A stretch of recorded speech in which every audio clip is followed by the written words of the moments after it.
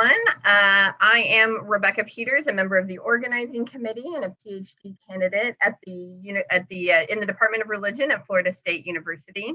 Thank you for joining us for the 7th annual South Asian Media and Cultural Studies Conference that we are presenting virtually here. This is the Keynote and Anderson Ashby Leadership on Journalism and Public Affairs lecture by Dr. Deb Aikat. For those viewing on YouTube live stream, welcome. Please feel free to drop questions into the chat feature on YouTube at any time. We will compile them and ask as many as possible to our speaker during the Q&A after his presentation. Now I would like to welcome Dr. John Mayo, Director of the William A. Kerr Intercultural Education and Dialogue Initiative at Florida State University, to introduce the speaker. Thank you, Rebecca, and good day to everyone, wherever you are and in whatever time zone. On behalf of FSU's College of Social Sciences and Public Policy and the Anderson Ashby Lectureship on Journalism and Public Policy, I too wish to welcome you to today's global conference.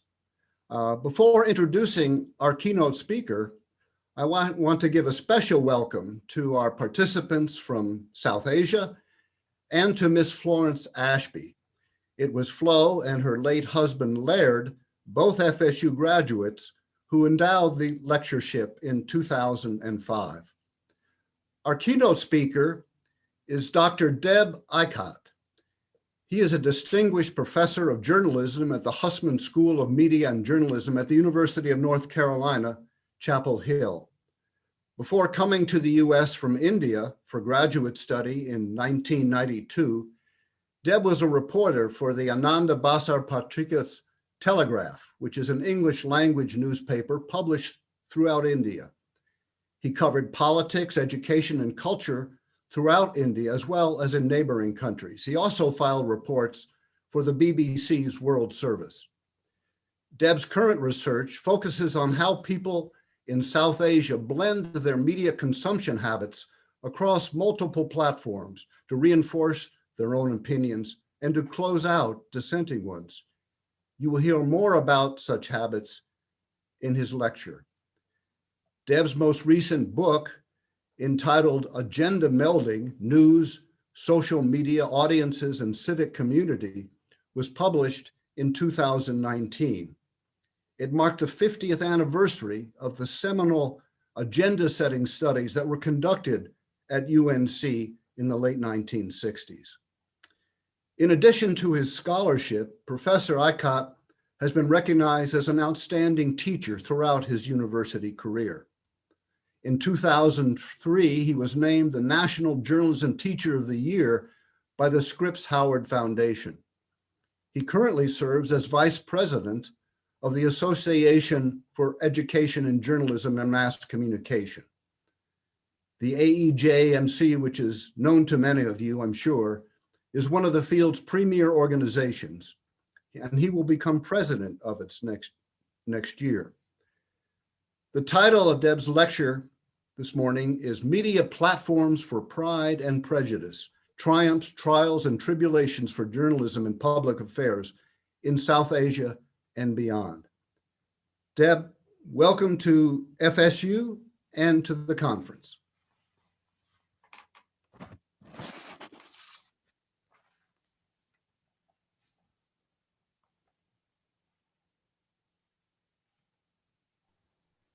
Thank you, Dean Mayo, for that kind introduction. Can you all hear me okay?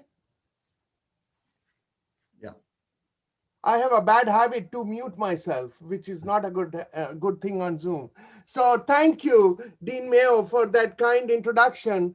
And I'm honored to be here, honored to be with you on Zoom, although I would have loved to be in sunny Florida with you, which I hear is not sunny today and it's cold. But anyway, let's get started. And I do want to mention that I would like to engage with you in a discussion. So feel free to stop me anytime if you like on any questions that you have. And I would be happy to work with you on that. I really want this to be an interactive session. So as Dean Mayo mentioned, that this would be a discussion on media platforms for Pride and Prejudice. But before I do that, I wanted to thank you all for attending. I especially wanted to thank uh, Dean Mayo, Professor McDowell, Miss Florence Ashby, who is here, Mr. Bevav Divanji, who has been working with me. He writes perfect emails. I mean, you should read his emails to understand everything. We communicated on email throughout this lecture, and Miss Rebecca Peters for chairing this session. So without much ado, let's get started. So today's agenda is very simple. I have a lot of slides, so I'll go very fast. So please fasten your seatbelts. I will talk about media and journalism in South Asia, and you would have some perspectives on that. We will also talk about public affairs in our democracies. I will have a lot of perspectives on free speech, and I would be curious to know what you want to think or what you think about it. I will have several visual and verbal cues, and we will go very fast. Stop me if you want, if you have questions. So I wanted to quickly introduce myself, although Dean Mayo did a better job than I could do. But I wanted to tell you, I was born in India. I worked for the Telegraph newspaper. And as Dean Mayo mentioned, I reported for the BBC. That's the building that you see is Carroll Hall, home of the school, Hussman School of Media and Journalism. It is empty now because of the pandemic, but from Monday we will begin in-person classes. Only 18% of our classes are being taught in person. My wife and I became an American citizen in 2003. And as American citizens, we vote every time. So if you look at my career, I was born in India, a largest democracy in the world. And I have thrived, created trouble, and reveled in the democracy that is the United States, which is as vibrant as it gets. I got my PhD from Ohio, and I have been associated with ICA, AJMC, Pointer, and other organizations. And I also have been working on research projects with Scripps Howards after they honored me for being the Teacher of the Year. But today, I would like to share something more important. Let's go back to India. Not only India, the British Empire. This is in the 19th century. As you know, the sun never set on that British Empire. And what it did was, it created India, right? It created the concept of the Indian subcontinent. This is undivided India over 18th century, 19th century. As you can see, there are little provinces, but today's India, which is a very significant smaller part of the bigger India, although we identify it as a subcontinent now. So the South Asian subcontinent has a dominant role in politics. If you can believe it, it is the home of 1/4 of the world's population. I actually calculated it to give you this figure. And then here are some key countries. And I put the flags in there so that you would associate with them. And I know a lot of our participants have associations with that. And even if you do not live in South Asia, the diaspora of South Asia affects you all, right? Think of your communities. I can almost bet, without knowing which community you live, there is a South Asian restaurant that sells good food and you all enjoy. And so South Asia has an important aspect in our culture. So I very much treasure FSU's commitment to international education, including South Asia. So I'm honored to be with you today. Much as I love South Asia, there are problems in South Asia. And I pulled together a map of Asia, or this chart of Asia. I'll share with you a lot of charts. As you can see, at one end, Japan has very good internet freedom, I mean, by comparison, and China has the worst. But if you look at all the South Asian nations, they're in kind of in the middle. India, they're in the middle. with kind of a little more than 50% freedom. Sri Lanka below 50%, Bangladesh like 40%, and then Pakistan just a quarter. So as you can see, this is a very important issue. But this is an old chart. It was in 2019. I'm sorry to say it has gotten worse, and I'll tell you why in a minute. So, and maybe because of these people. These people rule India in a way, India and Pakistan, Sri Lanka, Bangladesh.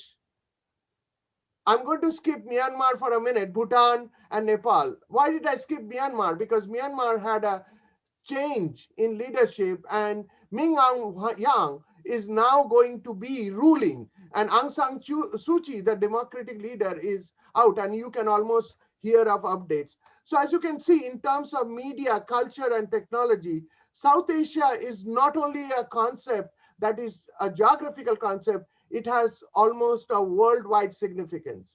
And why? Because it is home to some vibrant democracies, and believe it or not, they are supported by good press, good journalism. Don't take my word for it. You know, there are some researchers who are trying to explore how will journalism be affected due to the pandemic. As you know, there were no printed copies for some time in India, but the KPMG, which analyzes marketing and everything, it concluded that the COVID's impact on print media will be low. Can anybody take a guess on why it would be low? So I wanted to stop here, and I wanted to just table a question or share a question. Why are print media thriving in South Asia?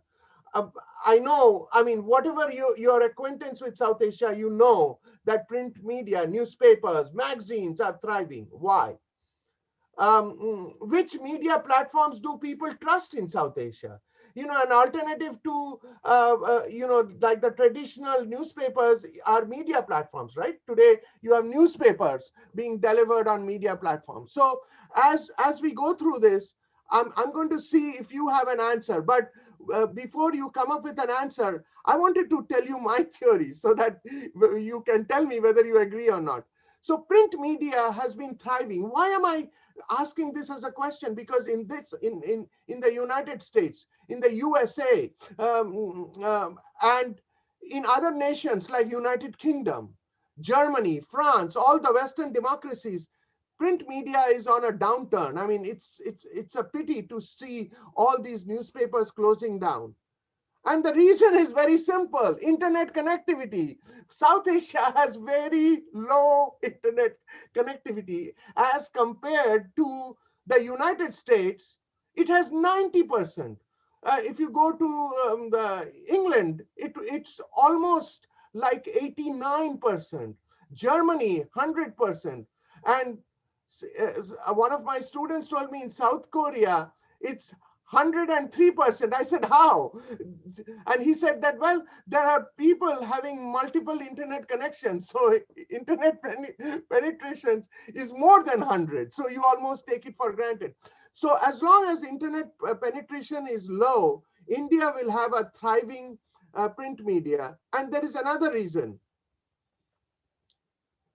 You know, this goes back to my topic, the pride and prejudice in media platforms. So media platforms were not designed to be news sources, as we all know. They were designed for communication. You and I communicate, and if I have some nefarious intentions, I can spread rumors. There's nothing preventing me from preventing rumors. This is a picture from Bangladesh. You know, there are a lot of people in parts of South Asia who do not want to read or subscribe to 5 newspapers. So what they do is they go to a common area, like this is like a news wall, if you will, and they have all these newspapers that are pasted, and it creates more engagement and readership. And look at this, I love this picture. Look at all the political posters right above it.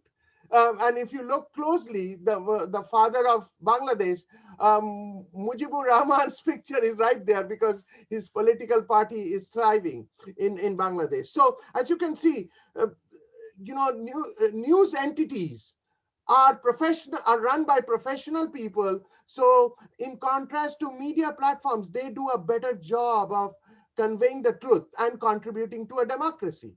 For example, it's not only contributing to a democracy, it's defining the media narrative. So I wanted to share with you 5 newspaper front pages, just the top half, as they say, above the fold, of 5 newspapers that interpreted or that narrated to its audience in India and beyond, because a lot of people who were residents of India and who read maybe the Telegraph or the Hindustan Times still read it. I'm one of them. I worked at the Telegraph, so I read the Telegraph almost every day and keep up with India. So as you can see, these, so I don't know if any of them screams at you, but one of them did.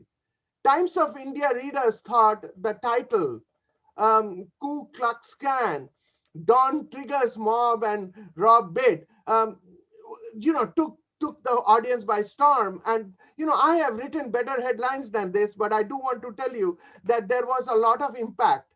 So in other words, and I'll let you take a minute to read these comments, I wanted to tell you the newspapers or news entities in South Asia are engaging their audience, something I don't think our newspapers in the United States, I say this because I live in the United States,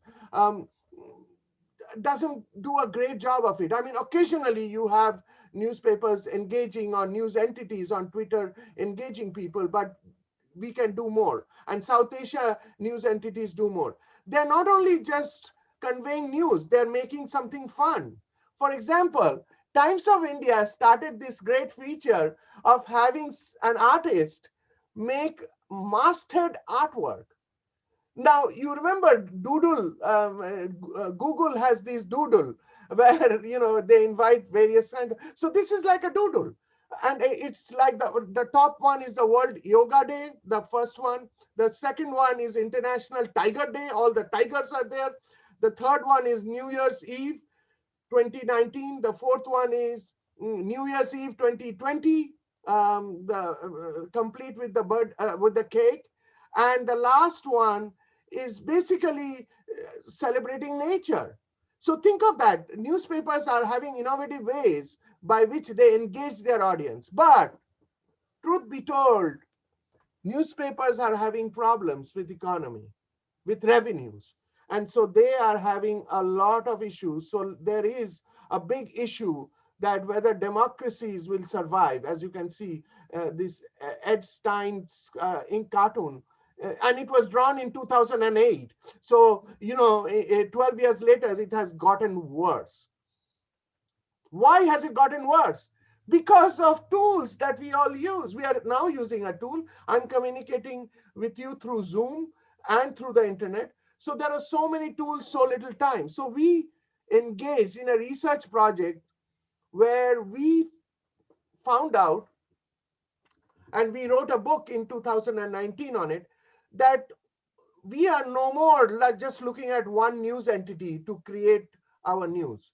We construct our community from information that we see. Think of how many times you search the internet for a news. And then there are information that seeks us. For example, how many times you get a ping on your mobile phone or a feed that says, hey, this is what is going on. So we theorized how people mix, meld, and merge the news to create a coherent picture. And it may not be a coherent picture, which was illustrated by the Capitol storming. Some people had an incoherent picture that election was stolen, and so they found that they would go and protest. And why is this happening? Because if you look at your left, the traditional media has an agenda, right? It gives you a news agenda, and then the social media also shares with you a news agenda, right? There are people protesting. We think of the Me Too movement. The Me Too movement was initiated on social media. And a year later, the Me Too movement started in South Asia. Like, as you remember, 2017, October, the Me Too movement started all over the world. But in India, it was a year late, 2018. But think of social media creating an agenda. But then there are audience agendas, right? You and I can share things. And so today's media agenda melding, which is the melding of all these agendas in our digital society, is a combination of all three elements. And what are some of the, why are these elements happening? That's because even our leaders, our world leaders, this is Tribulations. By the way, if you are looking for research ideas, Tribulations, which is a PR company, Burston, Cohen, and Wolf, they were Burston Musteller. They for about 10 years now, they have analyzed how world leaders are using tweet. And I wanted to draw your attention not to all the world leaders, that's important too, but look at um, Pakistan's Imran Khan at the bottom. He has 11.8 million followers, and he has had 22% follower growth. Not to ignore Narendra Modi from India. Narendra Modi has 57.9 million followers. So now that Donald Trump is out of Twitter because he was banned, Narendra Modi is among the leading voices on Twitter. And not only him as a personal voice, he has also, as you know, the PMO India, which is towards your right. And he basically rivals the Pope. So think of that. Even the Pope is on Twitter trying to share his ideas and things of that. And towards the bottom right is Queen Raina. Queen Raina is from Jordan, and I would encourage you to see her. And she's, of course, not in South Asia, but she has motivated groups of women. She has empowered women to be leaders, and it's amazing what she has done. So anyway, as you can see, you don't need the news media anymore. You can have your own Twitter channel, as these world leaders are doing, and they have their own. But there's a problem. So some of these tweet followers are fake. Donald Trump had 37%, Narendra Modi had 60%, even the Pope had some fake followers. And it is not only the world leaders having fake followers. Taylor Swift, the singer, she apparently has 85.6, it's more now, I definitely know that. And Kim Kardashian, they all have significant fake followers. So this, as you know, as I said, this is a media platform that is sharing both pride and prejudice. Prejudice because somebody is trying to give you a fake image to feed a prejudice. And of course, we have world leaders who share insults. And as illustrated by this New York Times study, Donald Trump had so many tweets by which he was either announcing public office things or he was insulting people. So these are not my words. 598 people, places, and things Donald Trump had an interest, and in most cases, according to this New York Times analysis, he had insulted. So the world leaders of South Asia haven't resorted to this insult, but I wanted to share with you. So that brings me to some important lessons learned. And so as you can see, in our world of digital space, we have to be our own media channels. Look at the top brands, look at the world leaders, each own their own media platforms. And the best brands lead the narrative. This is a good time to talk about it because this weekend, Florida is celebrating the Super Bowl, right? And you have ads that define the brands. And think of that. There is a famous company, as you know, for 37 years. Budweiser has had Super Bowl ads. This is the first time Budweiser will not have a Super Bowl ad because it will use that money to promote vaccination. Budweiser wasn't very quiet about it. They made a promo video saying that, hey, we are donating that much money. So as you can see, we have to be our own media channels, and that's how you can control, or not that you want to control, but you can define your media narrative. Why? There's another element to it, storytelling. Storytelling has become the root of all influence. What did I tell you about Budweiser?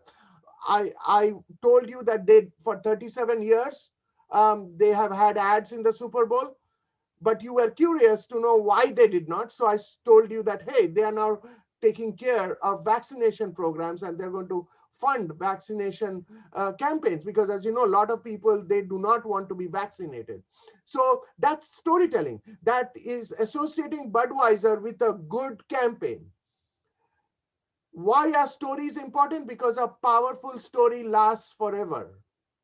Inform and influence your audience with the power of a great story. So Budweiser, just to give you an example, are not going to promote frogs. Now you can replace the word Budweiser with any entity, any people, place, or a thing in South Asia, and you can relate to that. In fact, this theory is so robust that you can apply to any part of the world.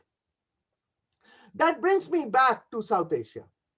South Asia, as you know, has had a very vibrant presence in every aspect of our lives, whether you live in South Asia or whether you are in a community of people who are from South Asia. That's because there is a very involved group of people who are very global, and I just wanted to share this little graph with you. This chart illustrates how many students from South Asia just come to the United States.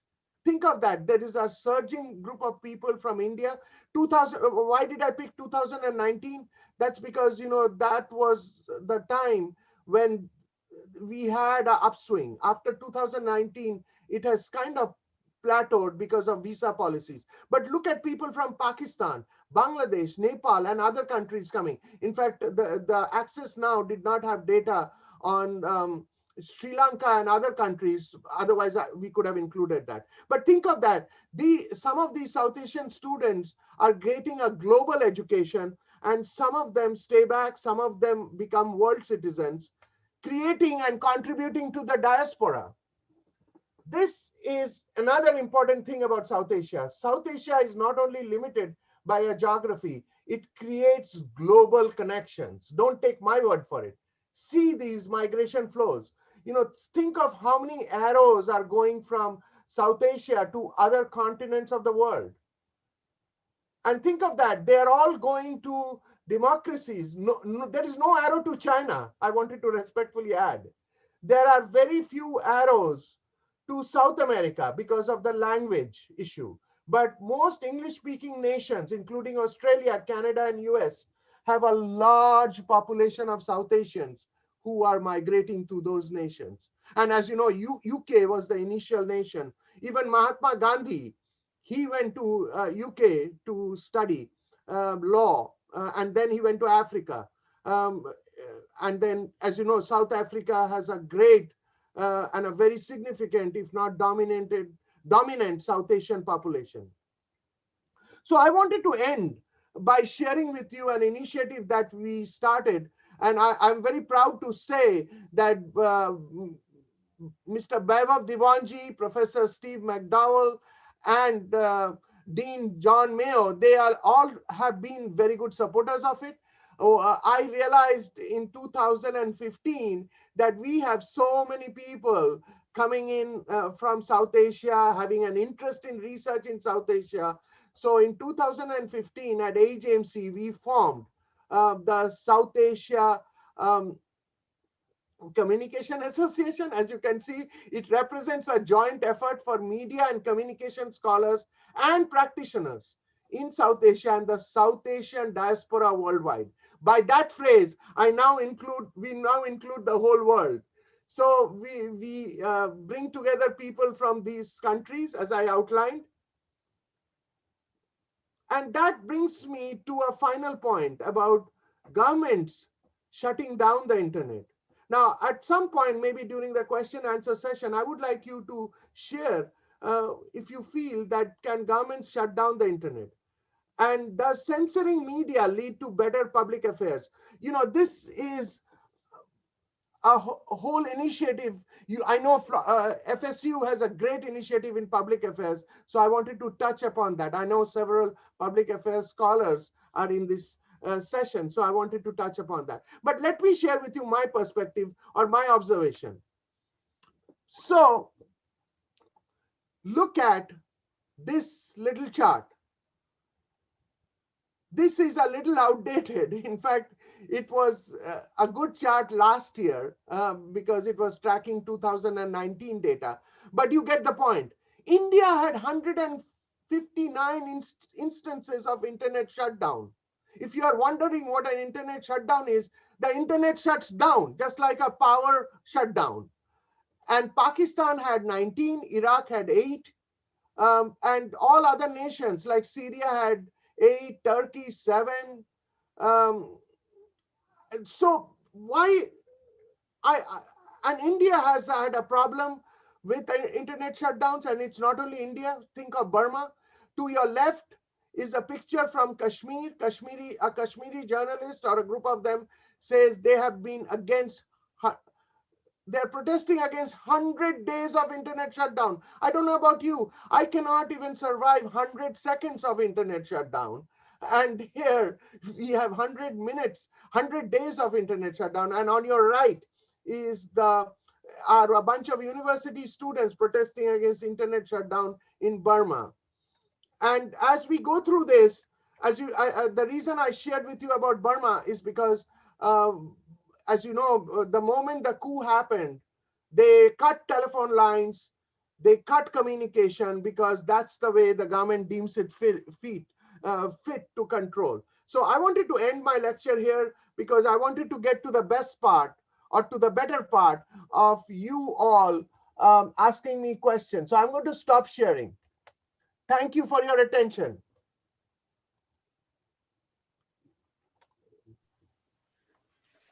Thank you very much, Professor Aikat, for that very, very comprehensive and informative survey of the region.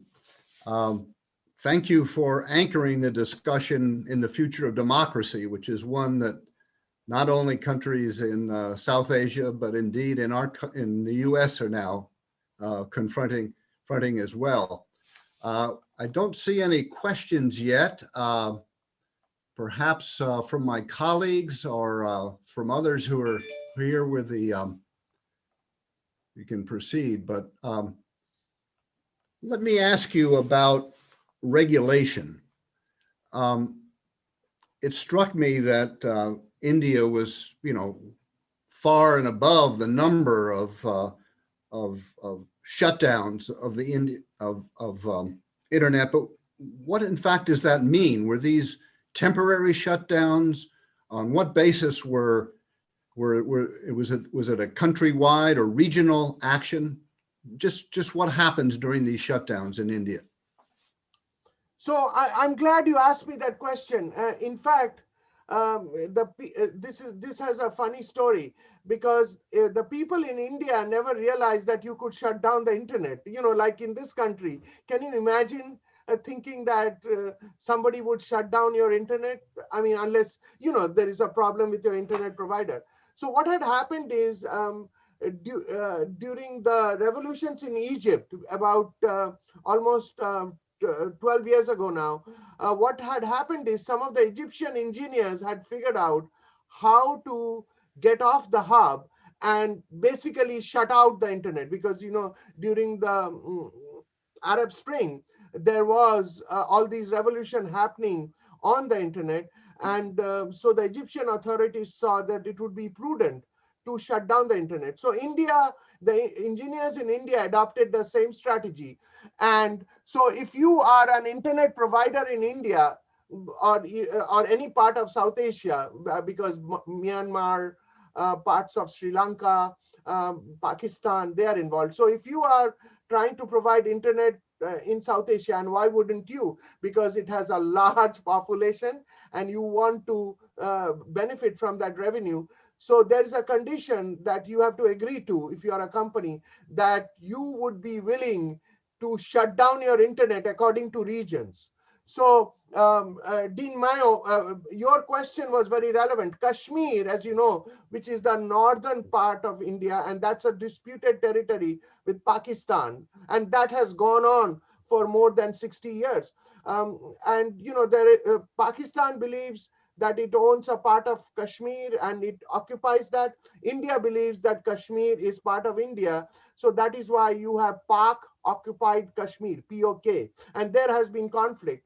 So Pakistan has all these tensions over Kashmir, and Kashmir has been a volatile place. So the Indian authorities have shut out internet in Kashmir so that people are not exchanging information. So it has affected a lot of people, like food delivery people are affected. There are people in Pakistan who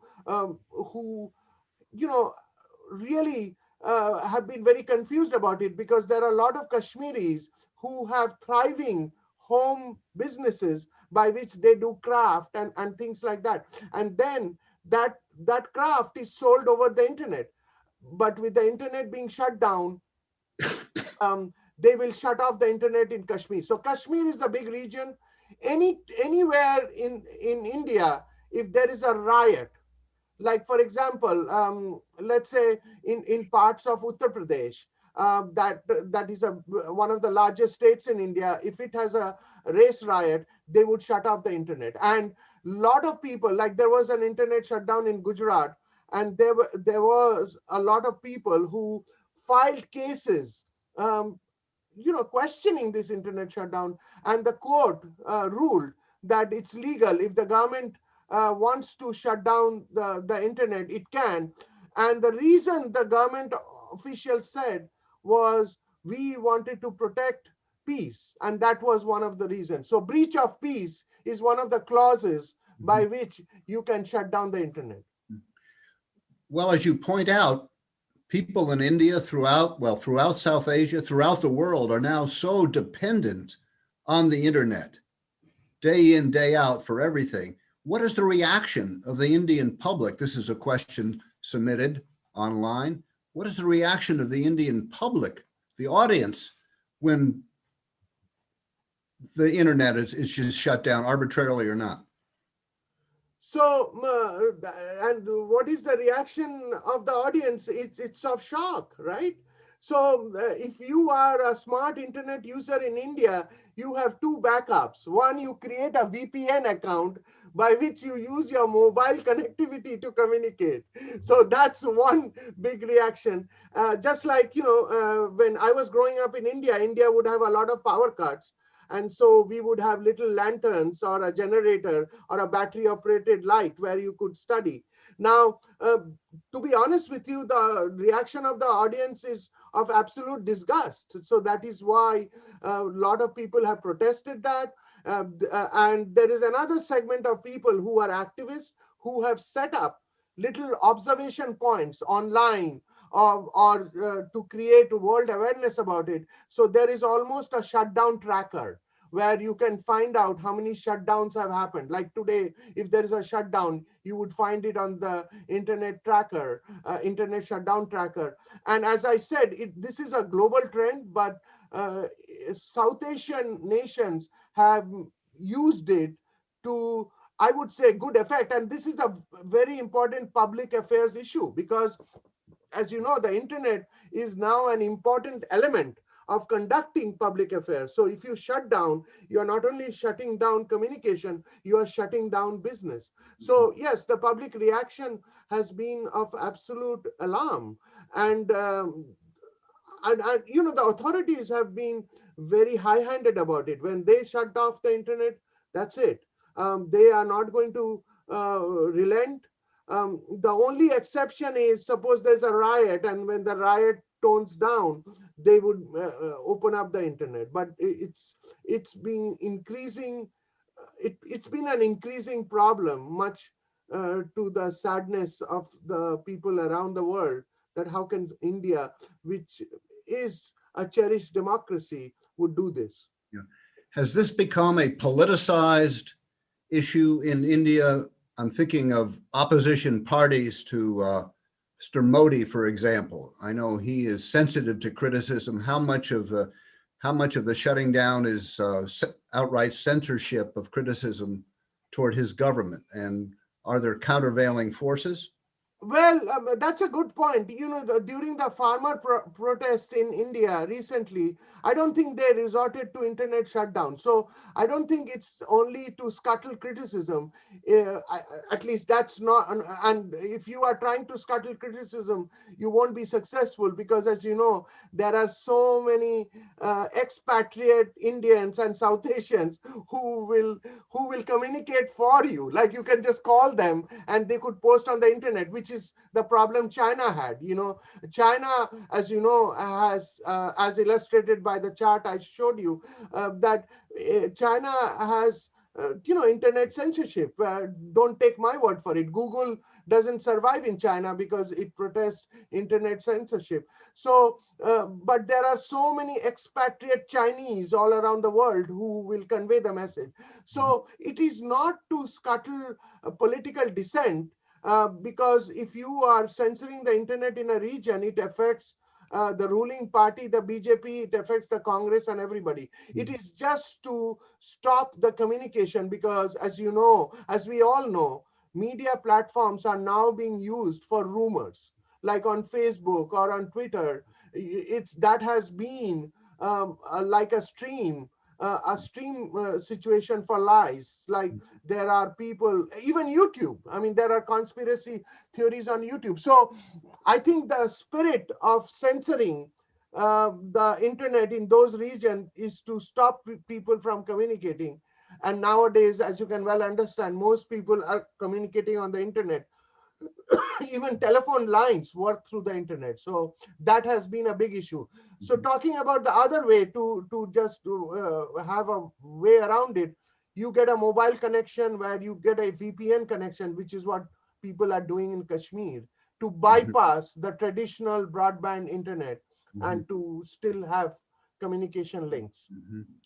Well, as you know, in the US right now, the regulation of the internet and providers is, very, very intense and has been politicized for some time.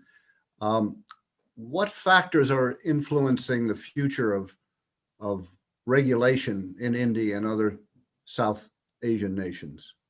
So at some point, I think there will be a situation that there will be an intervention from the United Nations or some world body where, truth be told, the US has not, as you know, the United States, um, in terms of fostering freedom around the world, uh, always tries to censure nations. For example, the United States is censoring Myanmar for all the political coup. So at some point, people are hoping, people in India and other parts of the world are hoping that there will be a censure against India and there will be enough public outrage so that India will find it wiser. Because if you can even think of 555 internet shutdowns, that's too much. It means it's happening so many times. Now, of course, that's not in 1 year, but as you can well imagine, for regions that are affected, you really can't rely on communication, and we depend so much on the internet. You said at the outset that India is still a newspaper reading country. And my colleague here, Sneha, raises a question and points out that Bangalore still has homes buying at least 3 newspapers a day in spite of good internet accessibility. Why is that? Why is newspaper reading so ingrained in now still? So believe it or not, India is home to one of the largest reading population and largest English reading population. So Bangalore actually has 8 newspapers.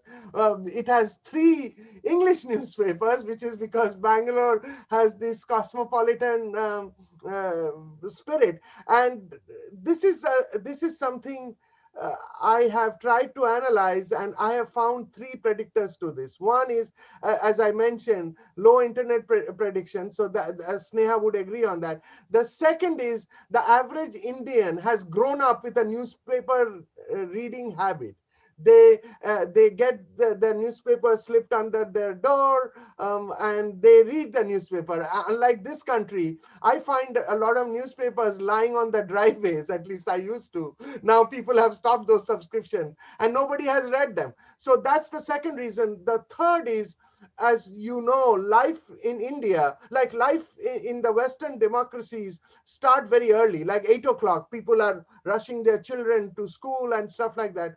Life in India, I mean, you could say that life in India still starts at 9 o'clock, but it's more relaxed. People have more time reading a newspaper. And truth be told, to Sneha's point, a lot of people just subscribe to a newspaper by habit. I'm not sure they're reading the entire newspaper. It's part of a cultural thing that, hey, I want to subscribe for a newspaper. And that's just like you get all these utilities. Newspaper, the newspaper wala, as they say, is one of the staples. And it's not only newspapers, it's magazines. India Today is a magazine that all it does, it sums up the news.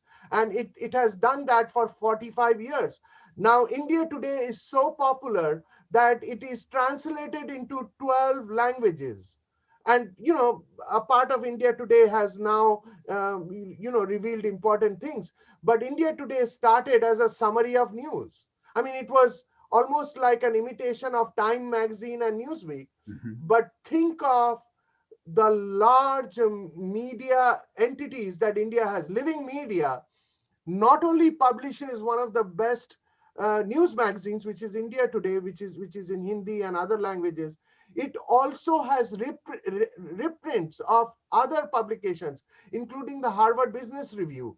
And those are magazines, Cosmopolitan. All of these big magazines now have leased or has contracts with Living Media, which is the publisher of India Today. And they also own the Thomson Press, which is one of the best printing presses in India. So what I'm trying to highlight here is there's a culture of reading printed matter. And as we discussed, that a lot of people do not have access to social media because the internet connectivity is low. But even if they do, they are not engaging with social media as a news source. This is what has happened in this country. In this country, people have given up the newspapers, and whenever they want news, they go online. And they go online through their mobile phones to access the news.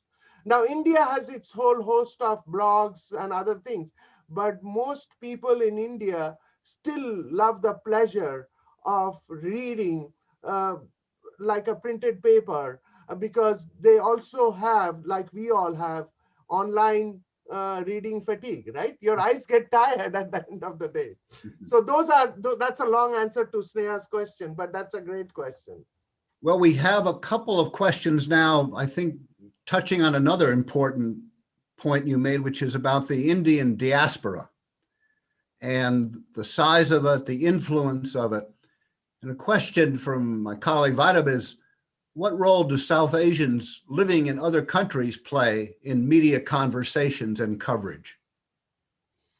Well, I think the answer, let me answer it at two levels. You don't have to take my word for it. Think of how many people from South Asia are involved in the politics of this nation now. We have governors who are of South Asian descent, and the Biden administration now has more people from South Asia than any other administration. Like there are people who are part of Biden's legal team. His speechwriter is from South Asia. So I think like all parts of society, I think people of South Asian descent or part of the diaspora are having big involvement in India, and a big involvement in the United States. And these are not only people from India, these are people from Pakistan, and a lot of people joke that, there are some hospitals where in the operation theater, the doctor plays South Asian music because he wants to be at peace while he is doing his operations. And think of even England. The mayor of London is of South Asian descent.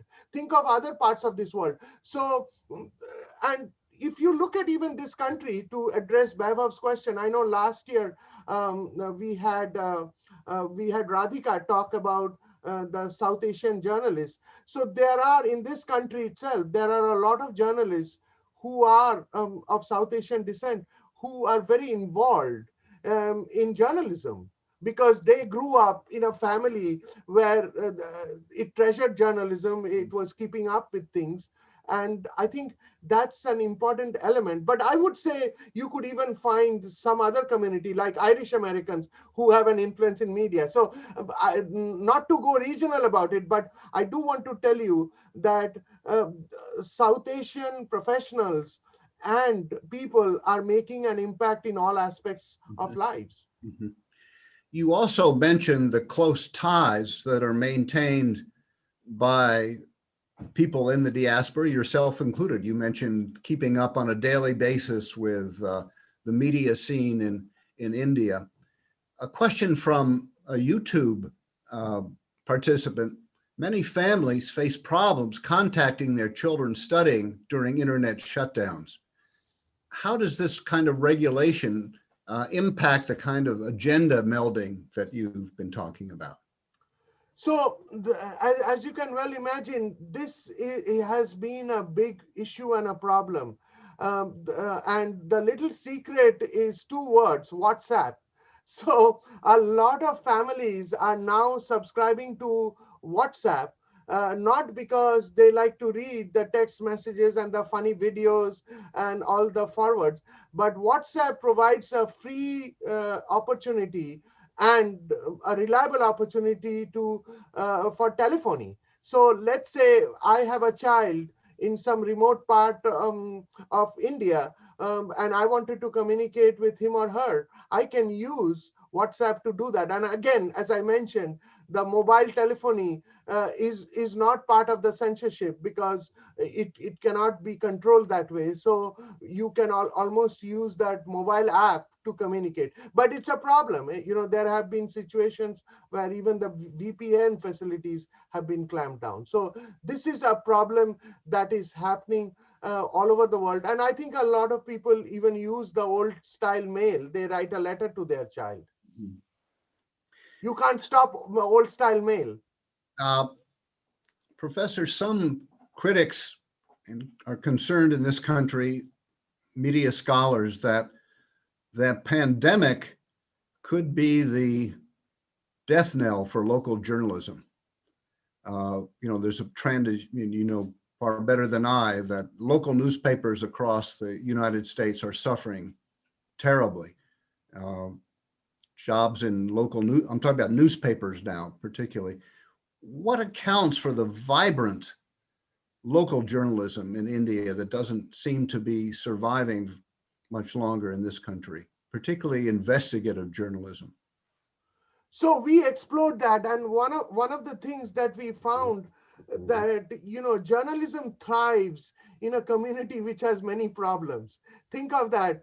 You know, life in the United States or in any of the developed democracies is comparatively a little easier. You don't have to deal with potholes. You don't have to deal with telephone lines that do not work. You don't have to stand in line to get a connection to your gas line or things like that. So, you know, obviously there are more opportunities for local engagement. And in various communities of South Asia, people want to be informed about the local issues that are happening. And in developed democracies, like think of FSU, you have a very vibrant newspaper and news entities like television studios, television stations that are sharing the news. But beyond what highways are closed or beyond the local crime, people are not very engaged with the local news. But still, think of the local entities. Whenever whenever there's a hurricane, God forbid, whenever there is a hurricane, see how the local media are engaged. They will give you a list of school closings. They will give you details about evacuations and communities. So think of that. Whenever a community is faced with a problem, there is a strong local community engagement. And I think also local journalism also gravitates to some investment, right? If newspapers, so Facebook, Twitter, they are supposedly giving you the news, but they have not paid even $1 to a journalist, right? They are not spending any money to gather or invest the news, right? They are just a carrier of that news. And how are they carrying? They are giving you the New York Times or the Tallahassee Democrat and all of those details. So in many ways, uh, there are strong newspapers, and Florida is home to so many of them that have invested in the journalism, and that has gone away. But I think the second response I have is, although the news, people are doing away with newspapers because they are not reading, people have not lost interest in news. The pandemic is a great example where people are still engaged. Think of how many times we have gone to a dashboard that is not hosted by a news entity, maybe that's hosted by a university like Johns Hopkins. Like, of course, you may go to the New York Times dashboard, or you may go to the CDC dashboard. Now think of that. That goes back to the agenda melding theory. Today, because of technology, we have empowered all entities. Like, think of a university like at Johns Hopkins. They developed this whole dashboard. Now it has a global audience.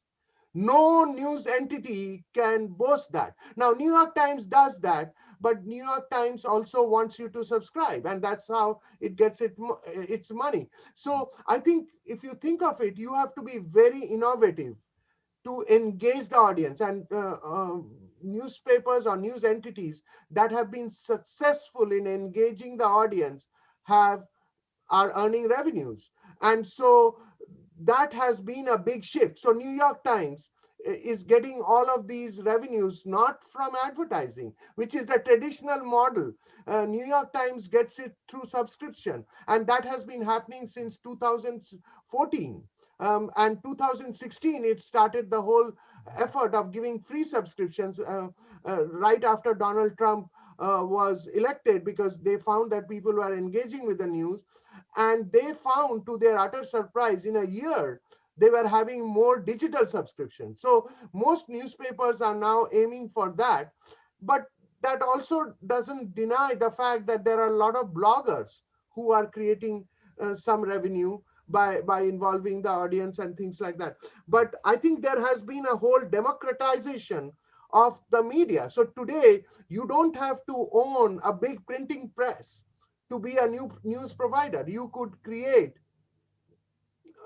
an internet account or a Medium account or a blog account, and you could be a disseminator of news and commentary. And that is what is happening. But I think there has to be a shift in the revenue model, because I don't think if news people are not buying or engaging with news entities, the traditional news entities, journalists will have a job. And don't take my word for it. For about 12, almost 15 years now, journalists have had to move away from their newsrooms because newsrooms shut down. There certainly is a democratizing impact with the spread of so many platforms and so many different medias.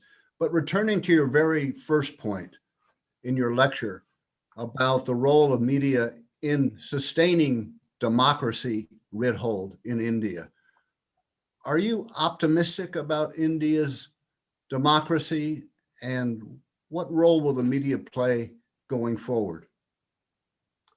So I think let me answer your question in two ways. One is, you asked about India. I think of all countries in South Asia have a vibrant democracy, depending on the day you want to talk about it. Pakistan is led by a cricketer who has very popular appeal, and he is very suave, and he can communicate. So, but what happens is all of these nations have big issues, like Bangladesh. Bangladesh has a vibrant democracy, but there are issues where the military kind of invades. What happened in Burma? There were things in Nepal, not a coup, but near to a coup, where the prime minister's family had almost a meltdown. Sri Lanka, another country.